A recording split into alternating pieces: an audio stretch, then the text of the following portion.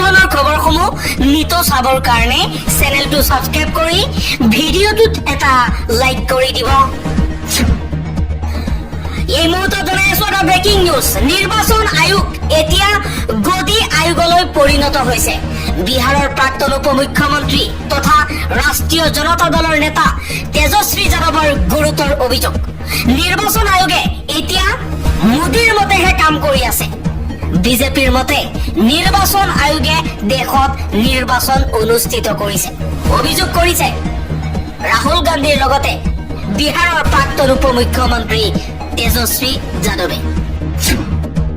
আন এটা খবৰ, জমিয়ত উলেমা ই হিন্দে অসমৰ মুখ্যমন্ত্ৰীৰ পদত্যাগ দাবী কৰিব নোৱাৰে। কোনো জমিয়ত উলেমা ই হিন্দে অসমৰ আভ্যন্তৰীণ বিষয়ত মাত মতাটো উচিত নহয়। শিৱসাগৰৰ বিধায়ক অখিল গগৈৰ এই মন্তব্য। পৰৱৰ্তী খবৰ, মাৰ্গেৰিটাতো উচ্ছেদ চলিব। এছপি ডিএছপিৰ লগত উচ্ছেদক লৈ আলোচনা কৰা হৈছে। মাৰ্গেৰিটাত যিসকল বাহিৰৰ পৰা আহিছে তেওঁলোকৰ উচ্ছেদ হ'ব। যিসকলৰ মাৰ্গেৰিটাত কোনো পৰিচয় নাই তেওঁলোকৰ উচ্ছেদ হ'ব। কিন্তু মৰাণ মটক আহোম কোচ ৰাজবংশী গোৰ্খাসকলক মাটিৰ অধিকাৰ দিব লাগিব বুলি মন্তব্য কৰিছে হিমন্ত বিশ্ব শৰ্মাই। আন এটা খবৰ, হিমন্ত বিশ্ব শৰ্মা নেতৃত্বাধীন অসম চৰকাৰৰ স্বাস্থ্য বিভাগৰ ফোপোলা স্বৰূপ ওলাই পৰিছে। চিকিৎসকৰ লগতে প্ৰয়োজনীয় সা সুবিধাৰ অভাৱ ৰাজ্যৰ গ্ৰাম্য অঞ্চলৰ স্বাস্থ্য সেৱাত। ৰাজ্যৰ স্বাস্থ্য খণ্ডক লৈ সততে প্ৰশ্ন উত্থাপন হৈ আহিছে। শেহতীয়াকৈ গুৱাহাটী চিকিৎসা মহাবিদ্যালয় হাস্পতাল কৰ্তৃপক্ষৰ গাফিলতিৰ ফলত এটি নৱজাতকৰ মৃত্যু হোৱা ঘটনাই ৰাজ্যজুৰি চৰ্চা চলি থকাৰ সময়তেই পোহৰলৈ আহিছে অসম চিকিৎসা খণ্ডৰ আন এক ব্যৰ্থতা। অসম চিকিৎসা সেৱা সন্থাৰ সাধাৰণ সম্পাদক ডাক্তৰ মাখান শইকীয়াই জনোৱা মতে অসমৰ স্বাস্থ্য খণ্ডই চিকিৎসক, এম্বুলেন্স, লেবৰ সুবিধাৰ অভাৱৰ দৰে মূল বিষয়ৰ সৈতে যুঁজিবলগীয়া হৈছে।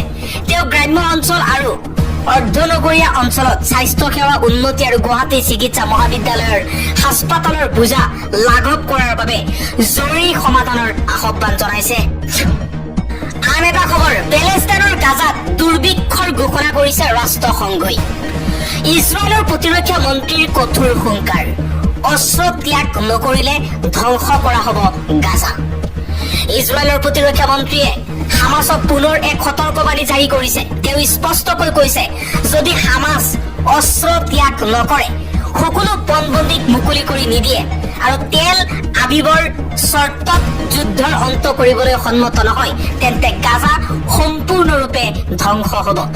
ইফালে ৰাষ্ট্ৰসংঘই গাজাত আনুষ্ঠানিকভাৱে দুৰ্ভিক্ষ ঘোষণা কৰিছে। ইজৰাইলৰ প্ৰতিৰক্ষা মন্ত্ৰীয়ে ছচিয়েল মিডিয়াত সদৰি কৰা অনুসৰি গাজাত হামাছৰ হত্যাকাৰী আৰু ধৰ্ষণকাৰীৰ বাবে নৰকৰ দুৱাৰ অতি সোনকালে খোল খাব যদিহে তেওঁলোকে যুদ্ধৰ অন্ত কৰিবলৈ ইজৰাইলৰ চৰ্তত সন্মতি নিদিয়ে। ইজৰাইলৰ প্ৰধানমন্ত্ৰী বেঞ্জামিন নেতান্যাহুৱে গাজা চহৰ দখল কৰাৰ কৰ্তৃত্ব সেনাক প্ৰদান কৰাৰ ঘোষণাৰ পিছতেই এই মন্তব্য প্ৰকাশ পাইছে। নেতান্যাহুৱে লগতে সকলো পণবন্দীক মুকলি কৰাৰ বাবে তাৎক্ষণিক আলোচনাৰ নিৰ্দেশনা দিছে। চৰকাৰী তথ্য অনুসৰি 2023 চনৰ অক্টোবৰ মাহত ইজৰাইলৰ ওপৰত হামাজৰ আক্ৰমণত 1219 জনকৈ লোক নিহত হৈছিল, য'ত বেছিভাগেই সাধাৰণ নাগৰিক। পৰৱৰ্তী খবৰ, ক্ৰিকেটক বিদায় দিলে চেতেশ্বৰ পূজাৰাই। টেষ্টকে ধৰি সকলো ফৰ্মেটৰ পৰা ললে অৱসৰ।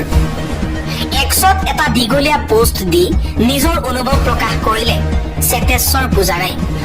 37 বছৰীয়া পূজাৰাই এক্সত এটা দীঘলীয়া পোষ্ট দি ক্ৰিকেট কেৰিয়াৰৰ পৰা বিৰতি লৈছে। চেতেশ্বৰ পূজাৰাই পোষ্টটোৰ কেপচনত লিখিছে, ভাৰতীয় জাৰ্চি পিন্ধা, জাতীয় সংগীত গোৱা আৰু প্ৰতিবাৰ খেলপথাৰত নিজৰ শ্ৰেষ্ঠখিনি দিবলৈ চেষ্টা কৰা শব্দৰে ক'বলৈ টান, কিন্তু কোৱাৰ দৰে প্ৰতিটো ভাল কামৰ অন্ত পৰে। মই গভীৰভাৱে কৃতজ্ঞ আৰু সকলো ফৰ্মেটৰ পৰা ক্ৰিকেটক বিদায় দিয়াৰ সিদ্ধান্ত লৈছো। পূৰ্বৰ এনআৰচিৰ পৰা 19 লাখ মানুহৰ নাম বাদ পৰিছিল, কিন্তু বাদ পৰা এই 19 লাখ মানুহ কোন? পুনৰ হ'ব এনআৰচিৰ পুনৰীক্ষণ। উচ্চতম ন্যায়ালয়ে গ্ৰহণ কৰিছে এনআৰচিৰ পুনৰীক্ষণৰ আবেদন।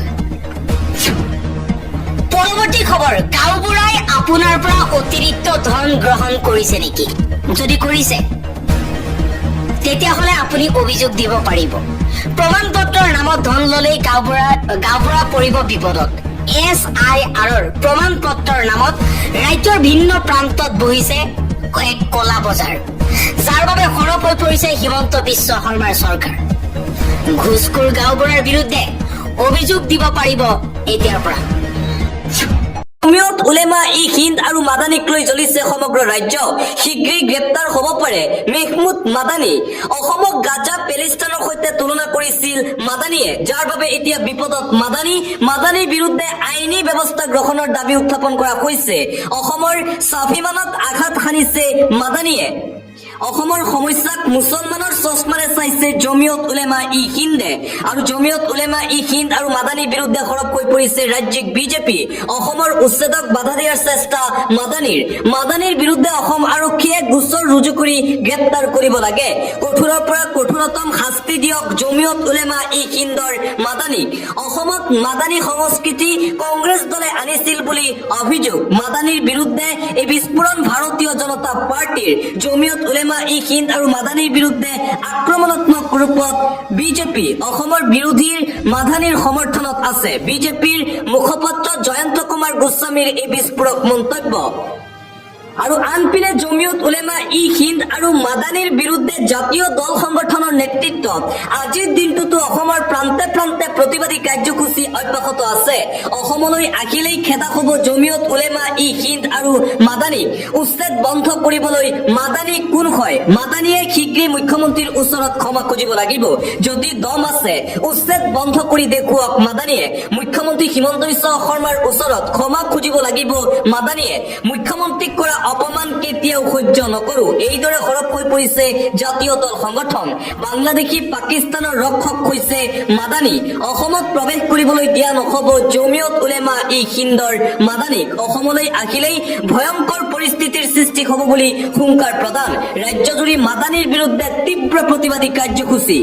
আৰু মাদানী বিতৰ্ক চলি থকাৰ মাজতে মাদানী বিতৰ্কক লৈ নিজৰ প্ৰতিক্ৰিয়া প্ৰকাশ কৰিছে মন্ত্ৰী পীযুষ হাজৰিকাই। 100 মাদানী আহিলেও মুখ্যমন্ত্ৰীৰ একো কৰিব নোৱাৰে। ধুবুৰীত নিৰ্বাচন খেলি হাৰি গৈছে মাদানী। মেহমুদ মাদানী অসমৰ কাৰণে জাবৰ বুলি মন্তব্য মন্ত্ৰী পীযুষ হাজৰিকাৰ।